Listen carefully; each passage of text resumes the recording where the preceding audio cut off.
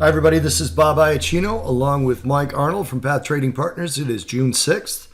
This is an afternoon Path Chat covering the FX markets. Technical difficulties this morning did not get our AM FX Path Chat out. So we're doing this late version, and we will get you another one tomorrow morning, barring any more technical difficulties. Today was a sideways day for the most part for currencies, as well as for equities. Equities finished mildly lower. There was some slight movement in some of the major pairs. The dollar index continued its extended move lower, although it didn't make much of a move against the basket. 10-year note yields continued to fall, however. 10-year note yields are now at 214.7, so under 215, 2.15%. That is the lowest level since November 10th of last year. Now, November 9th of last year was obviously the results from the Donald Trump presidential election. But prior to the election, yields were below 2%. They seem to be headed well on their way there, and they are contradicting what the equities have been doing lately. Pretty much everything is contradicting what the equities have been doing lately. Gold is currently in its fifth up week, if we finish higher this week, which so far we are. We've got a pretty big geopolitical week going so far with Saudi Arabia, the UAE, Bahrain, and Egypt cutting diplomatic ties with Qatar in response to their supposed relationship, positive relationship with Iran, and they're being called a de facto sponsor of terrorism because of their support for Iran. We don't know if that's true or not, but that's what the consortium is saying. This puts a split in the Gulf Cooperation Council, the GCC, which is made up of Saudi Arabia, the UAE, Bahrain, Dubai, and Qatar. Egypt's not in it, but this puts a rift in the Gulf Cooperation Council, which is not a good thing and seems to be accelerating as Iran has kind of jumped in and taken part of the pressure off of the sanctions from the cutting of diplomatic ties. They've opened up air lanes for Qatari aircraft to fly through. They've committed to making up some of the food shortages that will happen because of the cutting of diplomatic ties. So we'll see if this is going to kind of backfire on the consortium of nations, as it seems to be, at least in the short term, pushing Iran closer to Qatar, which was the opposite of what I think they hoped would happen. But Qatar has to have some sort of relationship with Iran because they share one of the largest natural gas fields in the world with Iran. So they do have to have some sort of diplomatic relations and business relations with the Iranians. They can't really get out of that because of that shared natural gas field. Additional geopolitical tensions, James Comey hearing on Thursday, UK elections on Thursday. We'll talk more about that at some point tomorrow before any of that stuff comes out. In terms of the economic calendar, not much happened today. We did get April year-over-year Eurozone retail sales. They were up 2.5% versus an expectation of 2.1%. We are awaiting Australia's GDP, which will come out in about 3 hours from this recording. So we're not going to have that one for you anytime soon. But I'll probably talk about it in tomorrow's Path Chat. But in the meantime, let me turn it over to Mike to let you know what he's seeing on the charts. Mike, it is all yours. Thank you very much, Bob. Sorry for the technical difficulties this morning, everybody. Couldn't get out a video properly, so we're doing it this afternoon. So, Euro-US dollar pair finding support at the 8 EMA again. You see it found there yesterday and a couple days ago. Rallying back up. Reached the most recent swing high, 112.85. If we get above there, which also means we get above the finding point in this trend line, the first targets are 113.06, 113.13, which is a significant level, and then we'd be looking for 113.28. If we rally through all those, the next key major level is 113.72, higher. If we pull back, again, watch for support around this 8 EMA, coming in about 112.43 right now, but it will move. Then we have a significant level coming in at 112.36, which could provide pretty major support. Also, it was a prior breakout zone. Then if we drop below that, looking for support at 112.29, and then possibly all the way down to the 112.15. On a big sell-off, we would be watching for the 111.95, then the 111.73 area where we also have the rising 21 coming in.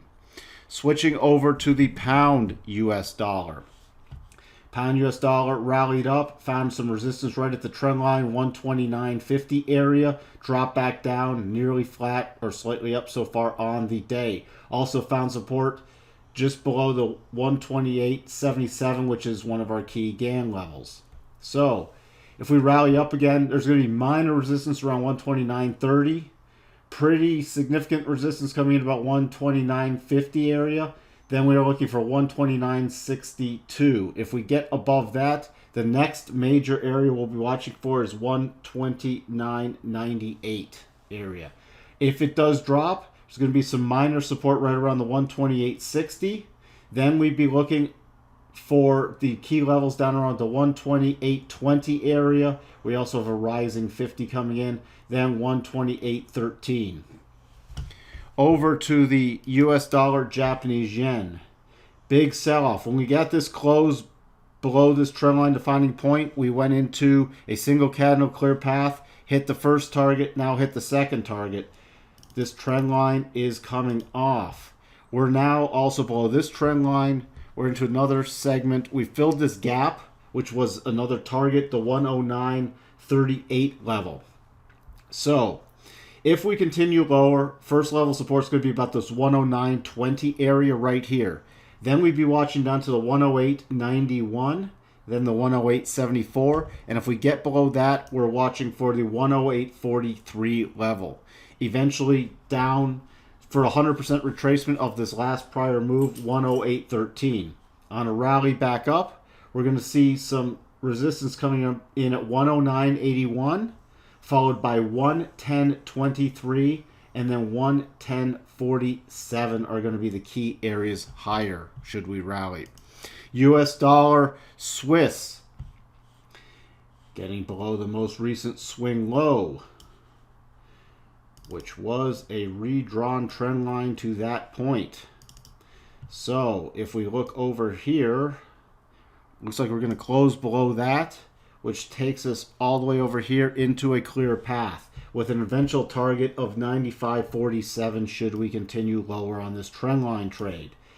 Before we get to that though, we're going to be watching for some other key levels. The 96.06 area, first level of support.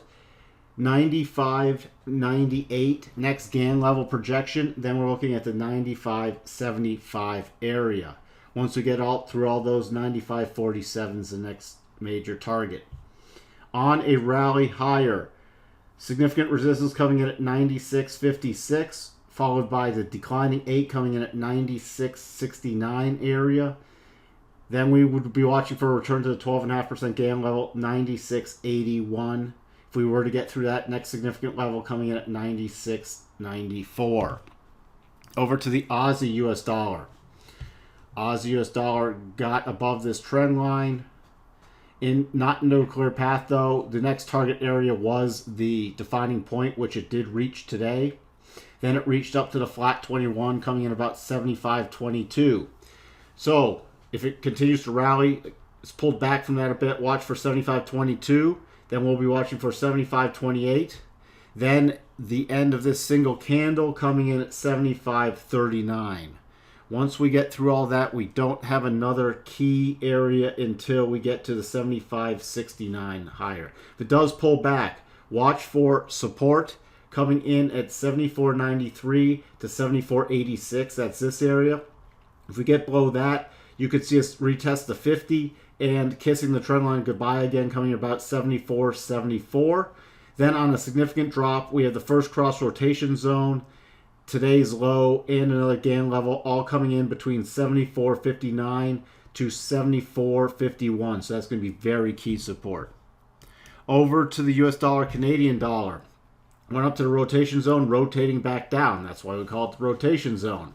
So far, sitting at a very key GAN level, 62.5, 134.37.